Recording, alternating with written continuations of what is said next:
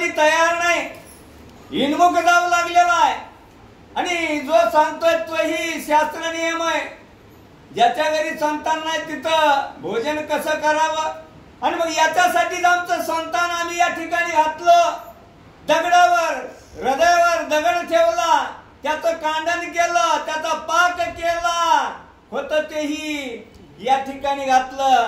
आणि माझं हे सोनं हे बालक तेही माझ्यापासून गेलं, मी आता काय करू हे देवा धावा करू लागली। आहा झाले वंश खंडना देख पुढती पुत्र वदना, आईसे ऐकता दिताचे नैना सुग्रो लागले प्रेम बरे। आईची माया आईचं हे अंतःकरण आहे, त्यावेळेस दुःख व्यक्त करू लागलेली आहे। हे देवा हे देवा, अरे देवा किती परीक्षा घेतोस, किती परीक्षा घेतोस।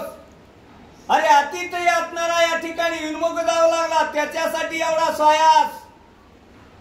या अंतःकरणावर कठोर मन केलं, मुसळाचे घाव मी माझ्या मुलाच्या डोक्यावर घातले रे देवा।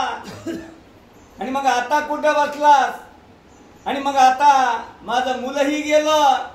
एवढंच नव्हे, आमच्या या वंशाचं खंडनही या ठिकाणी समाप्त झालं।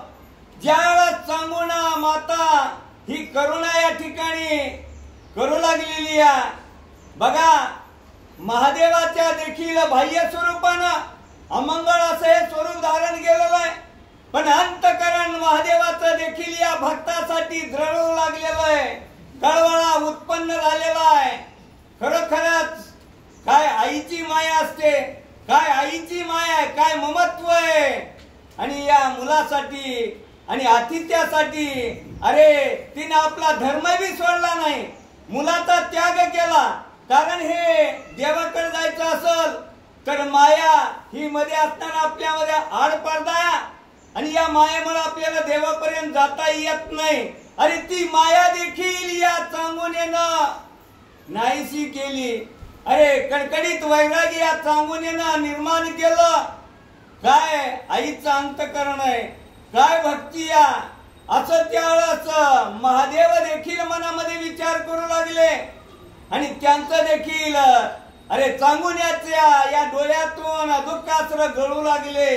पण तसंच हृदय महादेवाचं देखील या ठिकाणी झिरकू लागलं, पाजरू लागलं, अशी अवस्था झाली।